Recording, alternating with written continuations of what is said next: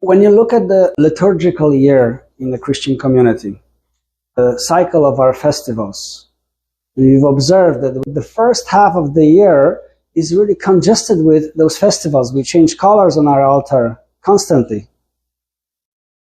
We hear those very different messages from the spiritual world. We call them epistles in the beginning and at the end of the service. Just like today you've heard the Michaelmas epistle, which brings this amazing picture, the icon, the modern icon of the being of Michael.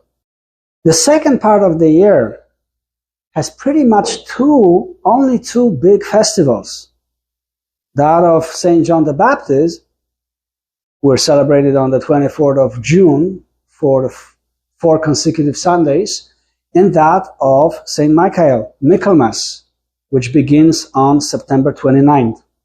And when you take those festivals, the cycle of the year, as a picture of other cycles within the evolution of humanity, even within your own biography, that one can come with the thought that through the first period of our life, our liturgical year, our evolution, we were really truly led into the event of incarnation of Christ.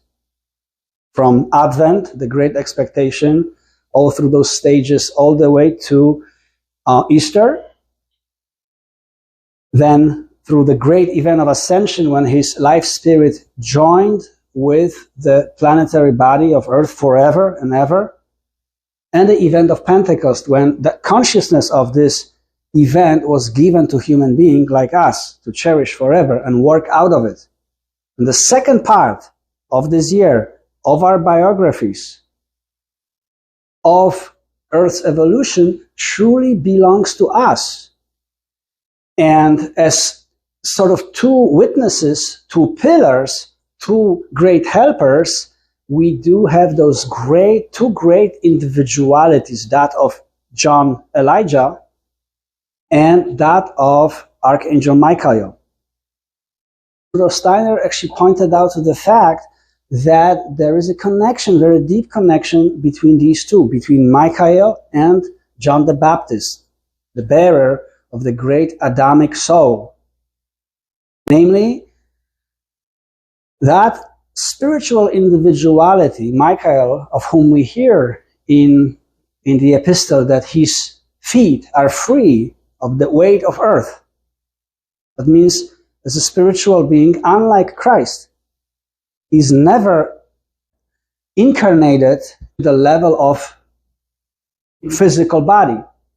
Elijah, the bearer of the great soul of Adam, who reappeared, as is confirmed by Jesus in the Gospels, as John the Baptist, is, according to what Rudolf Steiner shared with us, is an earthly emanation, as if, of this great spirit of Michael. Emanation, not quite incarnation, not quite incorporation, but a being, a human being, who in a mysterious way becomes a vehicle of the Michaelic power on earth, and is able to reincarnate as this great Michaelic presence in different times of Earth's evolution. When we look into the stories of Old Testament, that individuality of John the Baptist appeared at least twice. One in an individuality that is depicted in Exodus as a human being by name Phinehas, and then a couple hundred years later as the prophet Elijah. And when you look at these two, Phinehas and Elijah, there is always a gesture of fighting, of confronting evil in a particular capacity, an evil that is trying to distract, disturb, or even discontinue the rightful path of human evolution.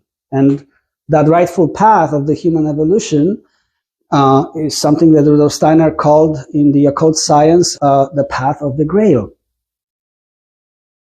There is a goal that is set for humanity, for a human being, by the divine world, by the spiritual world, which we are to fulfill. One can say the path of the Grail is also the path of moral development.